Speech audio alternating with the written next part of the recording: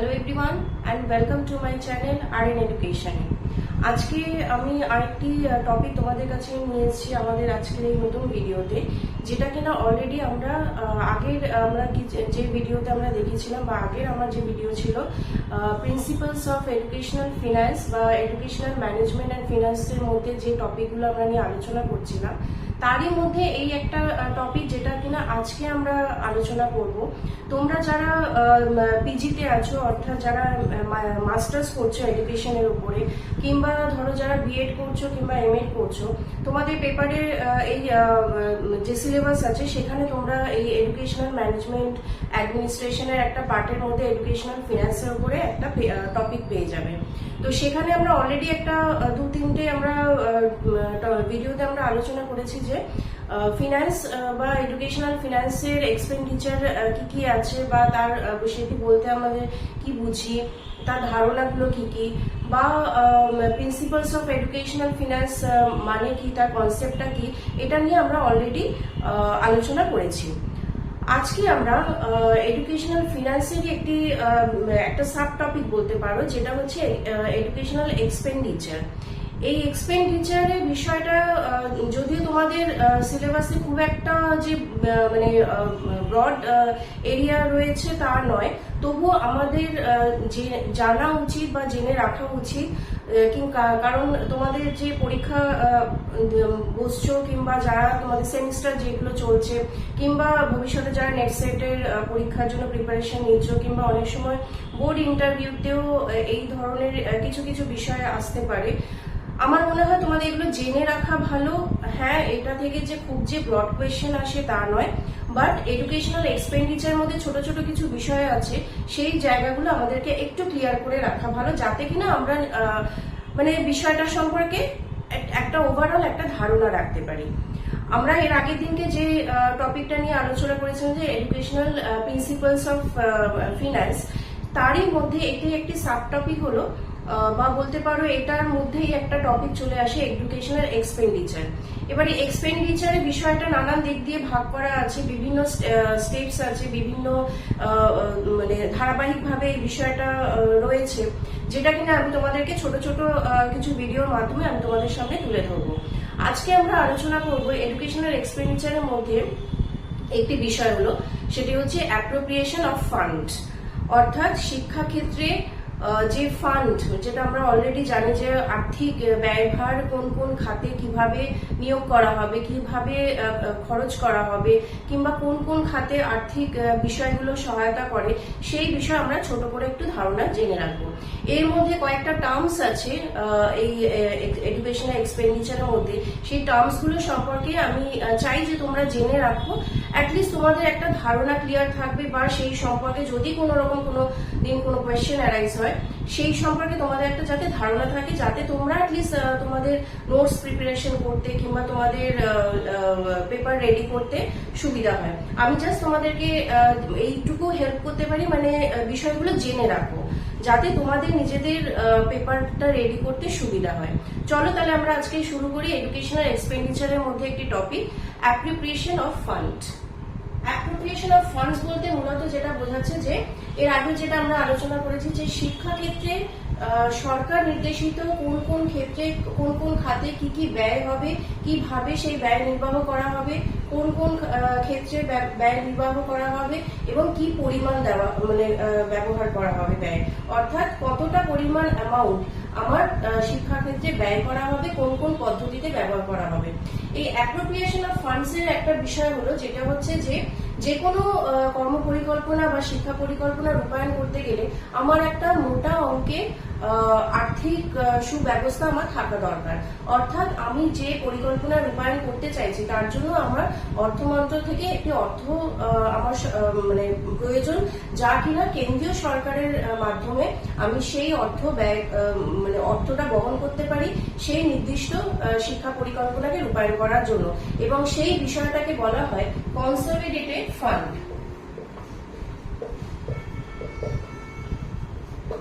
Consolidated fund, এই consolidated ফান্ডটা কি? Consolidated ফান্ডটা মূলত হচ্ছে যে কেন্দ্রীয় সরকারের নির্দেশে বা কেন্দ্রীয় অর্থমন্ত্রকের মাধ্যমে এটি বিভিন্ন শিক্ষা পরিকল্পনা ক্ষেত্রে ব্যয় করা হয়, যা কিনা পরবর্তীকালে আমাদের ভারতের যিনি রাষ্ট্রপতি আছেন সেই রাষ্ট্রপতির নির্দেশে এখানে একটি বাজেট বলতে পারো বা একটি বাৎসরিক পরিকল্পনার রূপায়ণকে বাস্তবায়িত করার জন্য শিক্ষাক্ষেত্রে কোন কোন ব্যয় কিভাবে কোন কোন খাতে ব্যয় করা হবে তার একটি খসড়া তৈরি করা হয় এবং সেই খসড়াটা একমাত্র রাষ্ট্রপতির নির্দেশ অনুযায়ী আমাদের বিভিন্ন যে আমাদের অ্যাসেম্বলি আছে অর্থাৎ পার্লামেন্টারি অ্যাসেম্বলিতে সেটাকে পেশ করা হয়। এবং এই বিষয়টাকেই বলা হয় কিন্তু বাজেট। এই কনসোলিডেটেড ফান্ডের বিষয় থেকেই আসছে কিন্তু বাজেট। এর আগের দিনকে আমি বলেছি যে বাজেট বিষয়টা কি, যে কোন কোন ক্ষেত্রে শিক্ষা ক্ষেত্রে যদি আমি কথাটা বলি, শিক্ষাক্ষেত্রে কোন কোন ক্ষেত্রে কোন কি কি খাতে কতটা আমাকে ব্যয় করতে হবে, কতটা অর্থ পরিমাণ আমাকে নির্বাহ করতে হবে সেই বিষয়ে একটা খসড়া তৈরি করা এবং সেটার ফাইনালি অর্থাৎ মানে সুপরিকল্পিতভাবে সুসংগঠিতভাবে একটা স্ট্রাকচারড ওয়েতে যখন আমি সেটাকে বিল আকারে প্রস্তুত করতে যাব তখন আমার তার আগে এই বাজেটটা আমাকে কিন্তু তৈরি করতে হবে এবং এই বাজেটটা আমাকে তৈরি করবে না কেন্দ্রীয় সরকারের সহাবস্থানে বা কেন্দ্রীয় সরকারের মাধ্যমে, যা কিনা পরবর্তীকালে আমার পার্লামেন্ট হাউসে এই বাজেটটা আসে। যেটা আমরা জানি যে প্রত্যেকটা বছর অর্থাৎ মানে প্রতি এক বছর অন্তর বা প্রত্যেকটা মানে বাৎসরিক পরিকল্পনা অনুযায়ী আমার কোন কোন কাজের ক্ষেত্রে কোন কোন শিক্ষা পরিকল্পনার ক্ষেত্রে কতটা আমার ব্যয় করতে হবে সেই পুরো বিষয়টার একটা ব্লুপ্রিন্ট বলতে পারো বা একটা খসড়া বলতে পারো, সেই বাজেটটা আমার কতটা লাগছে, সেই কতটা পরিমাণ আমার আর্থিক সহায়তা লাগছে সেটার একটা অ্যানুয়াল রিপোর্ট তৈরি করা, যেটাকে বলা হয় annual financial budget. Annual financial budget, কারণ এর মাধ্যমে কিন্তু আমরা যে কোনো শিক্ষা ক্ষেত্রে শিক্ষা পরিকল্পনাকে রূপায়ণ করার জন্য বাস্তবায়িত করার জন্য আমার এই অ্যানুয়াল ফিনান্সিয়াল যদি বাজেট আমার তৈরি থাকে তবেই কিন্তু আমি সেই অনুযায়ী আমি কাজ করতে পারবো।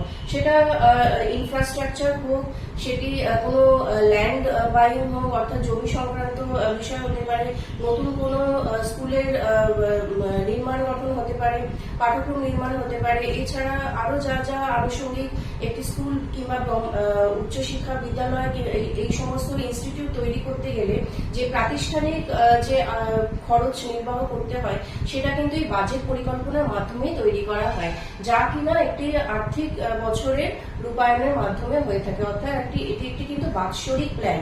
যদি বলা হয় যে বাৎসরিক প্ল্যান কাকে বলছে, এটা হচ্ছে কিন্তু অ্যানুয়াল, অর্থাৎ একটি গোটা এক বছরের কোনো কিন্তু ফিনান্সিয়াল বাজেট তৈরি করা হয়, যা কিনা কেন্দ্রীয় অর্থমন্ত্রকের মাধ্যমে এবং তাদের নির্দেশে সে কেন্দ্রীয় সরকারের নির্দেশে এই বাজেট প্ল্যানটা করা হয়। এর পরবর্তীকালে যে বিষয়টা আসছে এইটার থেকেই আসছে, যেটা হচ্ছে আমি এর আগে বলছিলাম যে কনসোলিডেটেড ফান্ড। কনসোলিডেটেড ফান্ডটা তখনই হবে যখন আমি কনসোলিডেটেড বিল পাস করব। এই যে ফিনান্সিয়াল অ্যানুয়াল ফিনান্সিয়াল স্টেটমেন্ট বা এই যে বাজেটটা আসছে সেখান থেকে আমাদের এই বাজেটটা তৈরি হচ্ছে, অর্থাৎ এবং পরবর্তীকালে কি দেখা যায় যে কোন কোন নির্দিষ্ট বিভাগীয় চাহিদা অনুযায়ী অর্থাৎ প্রত্যেকটা ইনস্টিটিউশনের ক্ষেত্রে বা প্রতিষ্ঠানের ক্ষেত্রে বিভিন্ন বিভাগ থাকে এবং এই বিভাগের চাহিদা কতটা কি অনুযায়ী আমাকে দিতে হবে, কোন কোন বিভাগের কতটা চাহিদা, এই যে আর্থিক চাহিদা কতটা আছে, কোন বিভাগে কি কি ডেফিসিয়েন্সি আছে এবং তার জন্য কি কি সেই ডেফিসিয়েন্সি গুলোকে আমার ওভারকাম করার জন্য কতটা অর্থ ব্যয় প্রয়োজন, সেই মানে বিভাগীয় আর্থিক চাহিদার পরিপ্রেক্ষিতে কিন্তু এখানে একটি এই যে যেটা আমি ফার্স্টেই বললাম কনসোলিডেটেড ফান্ড যেটা আসছে সেই বিষয়টা আর্থিক বিষয়টা তৈরি করা হয়। সেটা বিভিন্ন মানে দু দফায় তৈরি করা হয়, অর্থাৎ প্রথম দফা এক হতে পারে, উপদফা হতে পারে, অর্থাৎ এবং সেটা পার্লামেন্টের বিভিন্ন পক্ষে এই যে প্রস্তাবটা আনা হয় যে পরবর্তীকালে আমার কোন কোন চাহিদা অনুযায়ী আমার যে অর্থটা তৈরি করা হলো কিংবা আমার এককালীন কতটা আমার আর্থিক সহায়তা আমার প্রয়োজন, সেই বিষয়টা সেই পক্ষকে কিংবা সেই পক্ষের উপরে আমার প্রস্তাবটা দেওয়া হলো। এই প্রস্তাবটা আসার পরে সেটি অ্যাপ্রোপ্রিয়েশন বিল হিসাবে কিন্তু উভয় পক্ষেই পাঠানো হয়। অর্থাৎ এটি বলতে পারো যে অ্যাপ্রুভাইজেশনের জন্য আমার সেই বিলটাকে আমার পাঠানো হচ্ছে। পরবর্তীকালে এই অ্যাপ্রোপ্রিয়েশন যে ফান্ড আমি কথাটা বললাম, অ্যাপ্রোপ্রিয়েশন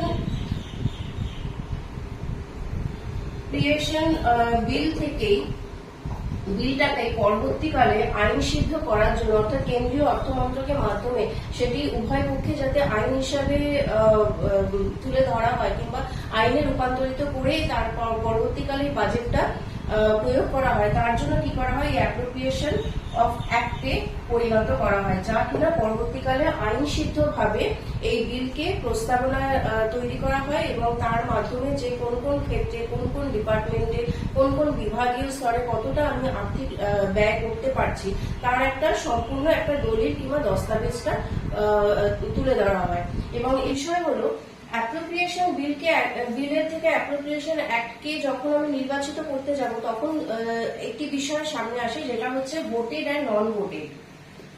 পার্লামেন্টের দুটো বিষয় এখানে কাজ করে, যেটা হচ্ছে তার মাধ্যমে কিন্তু এই প্রস্তাবনাটা গ্রান্টেড হয়, ভোটেড এবং নন ভোটেড। নন ভোটেডে কারা কারা আসেন, যেটা হচ্ছে মূলত প্রথমত আমাদের ভারতের রাষ্ট্রপতি, স্পিকার, ডেপুটি স্পিকার এবং সুপ্রিম কোর্টের বিচারক, এই সবার অনুমোদনের মাধ্যমে কিন্তু এই প্রস্তাবনাটাকে পাশ করা হয়। এর সাথে সাথে আরেকটি যেটা বিষয় হচ্ছে এই সংক্রান্ত যে অ্যাপ্রোপ্রিয়েশন অ্যাক্টের মাধ্যমে যে অর্থ আমার আসছে সেই অর্থটা যদি যথেষ্ট না হয় তার জন্য একটি বিল হয়, এবং যদি অতিরিক্ত অর্থ বরাদ্দ করা হয় তার জন্য আরেকটি বিল হয়, যেটা হচ্ছে সাপ্লিমেন্টারি বিল। আমি এটা এখানে লিখে দিলাম, বিষয়গুলো একটু দেখে রাখবে। সাপ্লিমেন্টারি বিল, এই সাপ্লিমেন্টারি বিলও কিন্তু একইভাবে অনুমোদিত হয় পার্লামেন্টের দ্বারা, এবং পরবর্তীকালে এই সাপ্লিমেন্টারি বিলকে সাপ্লিমেন্টারি অ্যাক্টে পরিণত করতে গেলে যখন আমার অতিরিক্ত আর্থিক খরচ কিংবা অতিরিক্ত আর্থিক ব্যয় প্রয়োজন অনুসারে আমার যদি লাগে, কিংবা পরবর্তীকালে যদি মনে হয় যে সেই আর্থিক বরাদ্দটাকে আরো বাড়াতে হবে, তখন কি হবে, সাপ্লিমেন্টারি গ্রান্টে পরিণত হয়। অর্থাৎ এই বিষয়টা সাপ্লিমেন্টারি গ্রান্টের অধীনে চলে যায়, যা কিনা পরবর্তীকালে বিভিন্ন বিভাগীয় যে আর্থিক যোগান আছে কিংবা অর্থনৈতিক পরিকল্পনা রূপায়ণ করতে সাহায্য করে। নেক্সট আরেকটা ছোট বিষয় হচ্ছে, সেটি হচ্ছে কন্টিনজেন্সি ফান্ড, যেটা আমি এখানে লিখে দিচ্ছি। কন্টিনজেন্সি ফান্ড বলতে কি বোঝাচ্ছে না, যখন খুব জরুরি অবস্থায় আমার আর্থিক সহায়তা প্রয়োজন হচ্ছে, অর্থাৎ এটা বলতে পারে একটা এমার্জেন্সি লেভেলে যখন আমার আর্থিক সহায়তা প্রয়োজন হচ্ছে, তখন আমার সেই সাপ্লিমেন্টারি গ্রান্ট থেকে সেটা চলে আসে কন্টিনজেন্সি ফান্ডে, যা এটাও কিন্তু পার্লামেন্টের উভয় পক্ষের মাধ্যমে অনুমোদিত হয়ে প্রস্তাবনার পেশ করা হয় এবং তার মাধ্যমে কিন্তু অনুমোদিত হয়। এই পুরো বিষয়টাও কিন্তু এই কন্টিনজেন্সি ফান্ডের যে বিষয়টা বললাম, এটাও কিন্তু রাজ্য সরকারের ক্ষেত্রেও কিন্তু একইভাবে প্রয়োগ করা হয় এবং সেইভাবেই আর্থিক অনুমোদনগুলো তৈরি করা হয়। শুধু একমাত্র যেটা হয় রাজ্যের ক্ষেত্রে রাজ্য বিধানসভায় এখানে কিন্তু কাজটা করে। এই পুরো বিষয়টা কিন্তু, যেটা আমি আগে বললাম, কেন্দ্রীয় সরকারের মাধ্যমে অনুমোদনের মাধ্যমে যে পার্লামেন্টের উভয় পক্ষের মাধ্যমে অনুমোদিত হয়, এই বিষয়টা কিন্তু পরবর্তীকালে রাজ্য সরকারের ক্ষেত্রে একইভাবে অনুমোদিত হয়।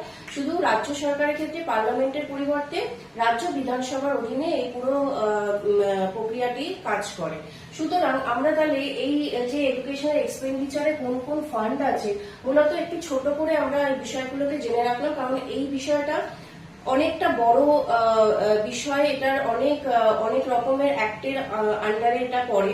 সুতরাং আমাদের শুধু এই বিষয়টুকু একটু জেনে রাখা দরকার, অর্থাৎ এই টার্ম গুলো কাকে কি বলছে, কারণ অনেক সময় দেখা যায় যে তোমাদের ছোটখাটো কিছু কোয়েশ্চেনের মধ্যে নেক্সট সেটের বিভিন্ন কোয়েশ্চেনের মধ্যে কোন কিছু কিছু টার্ম এসে যায়, যখন সেই বিষয়ে যদি একটু ধারণা না থাকে তাহলে অনেকে অসুবিধায় পড়তে পারে। তো আমার মতে সেই জন্য এই টার্মস গুলোকে একটু দেখে রাখবে। যে আমি ফার্স্টে বললাম যে অ্যাপ্রোপ্রিয়েশন ফান্ডস কাকে বলছে, অ্যাপ্রোপ্রিয়েশন ফান্ডস থেকে কি করে আমি কনসলিডেটেড ফান্ডটা আমার তৈরি হচ্ছে, এবং কনসলিডেটেড ফান্ডকে তৈরি করছে, অর্থাৎ কার অনুমোদনের মাধ্যমে এটা আসছে। এটা অবশ্যই কেন্দ্রীয় সরকার, কেন্দ্রীয় অর্থ মন্ত্রকের নির্দেশের মাধ্যমে আসে এবং রাষ্ট্রপতির মাধ্যমে এটা বিল আকারে পরবর্তীকালে বাজেট তৈরি হয়।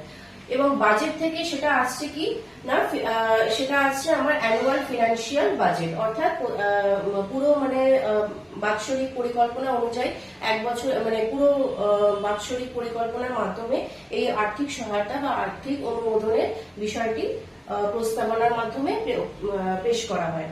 পরবর্তীতে যেটা আসছে যে আমার অ্যাপ্রোপ্রিয়েশন বিল কি আসছে, অ্যাপ্রোপ্রিয়েশন অফ অ্যাক্টের মাধ্যমে যেটা ভোটেড এবং নন ভোটেড এর মাধ্যমে সেই প্রস্তাবনাটাকে গ্রাহ্য করা হচ্ছে।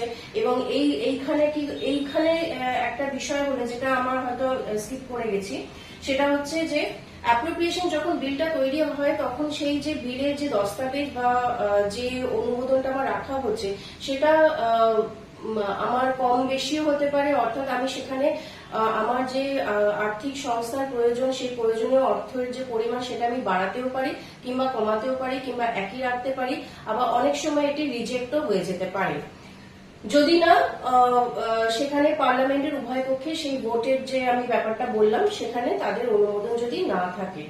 আচ্ছা, তারপরে আছে সাপ্লিমেন্টারি বিল। সাপ্লিমেন্টারি বিলের পরবর্তী বিষয় হচ্ছে সাপ্লিমেন্টারি গ্রান্ট, এবং তার পরবর্তী বিষয় হচ্ছে অ্যাপ্রোপ্রিয়েশন অ্যাক্ট তো আমি আগেই বললাম। তারপরে আসছে তোমার কন্টিনজেন্সি ফান্ড, যেটা কিনা এমার্জেন্সি লেভেলে যখন আমাদের অনুমোদন প্রয়োজন হচ্ছে বা পার্লামেন্টের উভয় পক্ষে প্রস্তাবনা পেশ করতে যাচ্ছি তখন আমাদের এই বিষয়টা আমাদেরকে দেখতে হচ্ছে।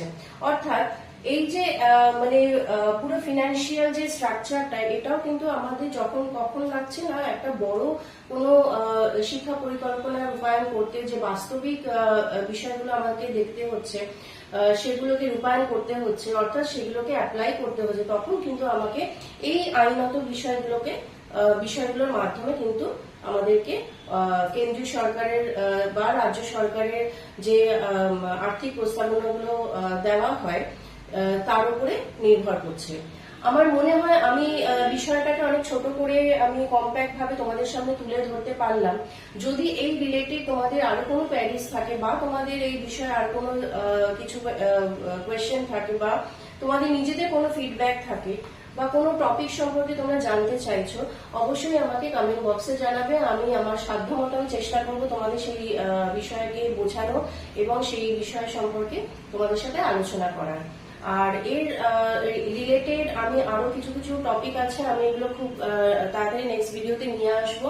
আমি আশা করি তোমরা নিজেদের নোটস বা নিজেদের প্রিপারেশন তৈরি করতে তোমাদের এই ভিডিওগুলো বা আমাদের সাথে আমরা যে আলোচনাগুলো করছি তোমাদের হেল্প হবে।